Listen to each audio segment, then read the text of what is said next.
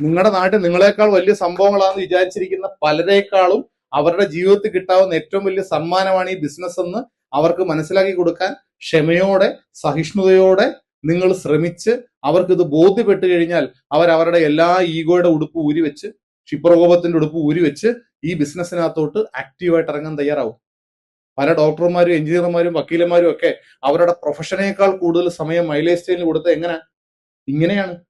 നിങ്ങളും നിങ്ങൾക്ക് ശേഷം വരുന്നവരും ഒക്കെ ഈ ബിസിനസ്സിൽ ഏറ്റവും വലിയ അച്ചീവർ ആകുന്നതിന് മുമ്പിൽ നമുക്ക് മുമ്പേ പോയ ആൾക്കാരുടെ ലക്ഷ്യബോധം, കഠിനാധ്വാനം, ക്ഷമ, സഹനശക്തി ഇതൊക്കെ ഉണ്ട്. ഇത് നമുക്കും ഉണ്ടെങ്കിൽ ഒരു ഒന്നാന്തരം തലമുറ നമുക്കുണ്ടാവും. യെസ്.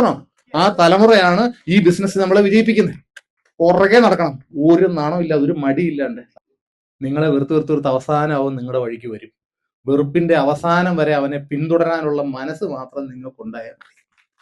ഇനി ചിലരിപ്പോ ഈ ഹോളില് ഗസറ്റ് റാങ്ക് റിട്ടയർ ആയവരോ നാട്ടിൽ ഏറ്റവും നല്ല സമ്പന്നരായവരൊക്കെ ഇരിപ്പുണ്ടാവും, എനിക്കറിയില്ല ആരൊക്കെയാണ്.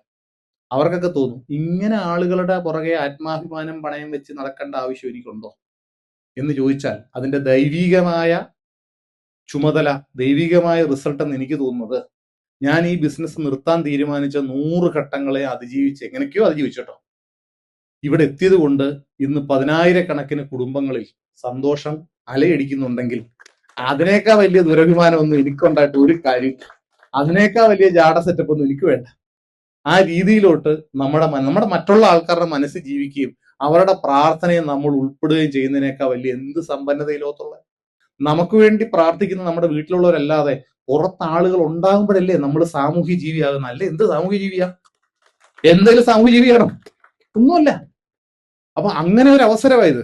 അതിനുവേണ്ടി നമ്മൾ കുറച്ചൊക്കെ ഒന്ന് താന്നാലും ഒന്ന് ഒതുങ്ങിയാലും കുഴപ്പമൊന്നുമില്ല. ആളുകളെ സീരിയസ് ആക്കി എടുക്കാൻ നമുക്ക് പറ്റണം.